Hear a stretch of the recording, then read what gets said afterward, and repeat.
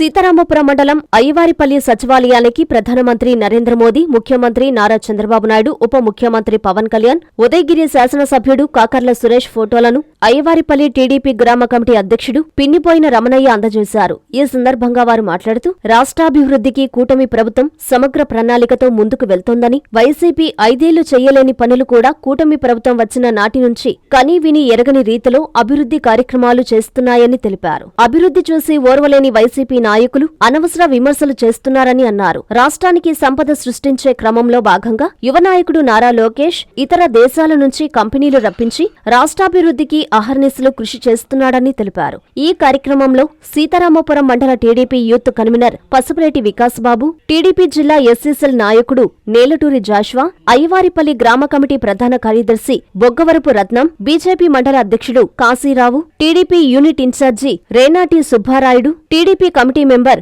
Jayarao, BJP నాయకుడు శ్రీరామ్ సాయి, సందీప్ తదితరులు పాల్గొన్నారు.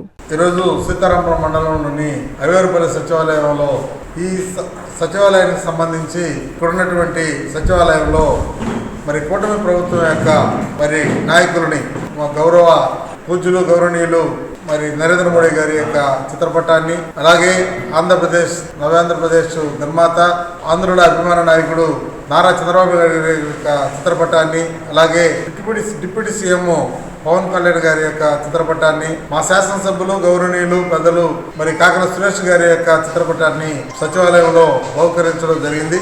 దీన్ని దాతగా ఈ యొక్క అయ్యవారిపల్లి గ్రామ కమిటీ, తెలుగుదేశం పార్టీ కమిటీ అధ్యక్షులైనటువంటి పిన్నిపోయిన రమణయ్య గారు దీన్ని వితరణగా ఇవ్వడం జరిగింది.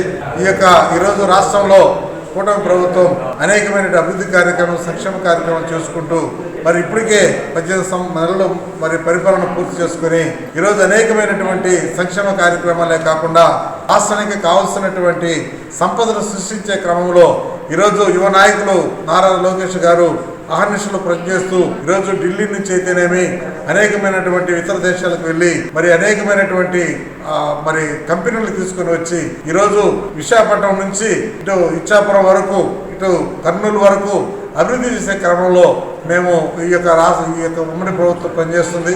ఈ కుటుంబ ప్రభుత్వం చేస్తున్న అభివృద్ధి కార్యక్రమాలు చూసి ఈరోజు ఏదైతే వైసీపీ ప్రభుత్వం ఉందో, పార్టీ ఉందో లేనిపోయినటువంటి వాటిని ప్రజల్ని తప్పుదోవ పట్టించే పనిచేస్తున్నారు. సరైన విధానం కాదని సందర్భంలో తెలియజేస్తూ ఈ కార్యక్రమం చేపట్టడం చేసిన అందరికీ కూడా వందనాలు తెలియజేస్తూ ముగిస్తాం. మీ చందన స్వర్ణ మందిర్లో సంక్రాంతి స్వర్ణ సంబరాలు.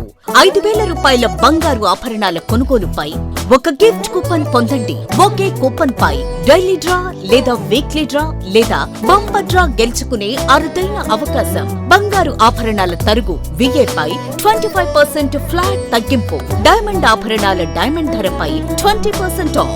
సిల్వర్ రెగ్యులర్ ఆర్టికల్స్ పై తరుగులేదు, మజూరీ లేదు. పొదుపే బంగారమాయరా.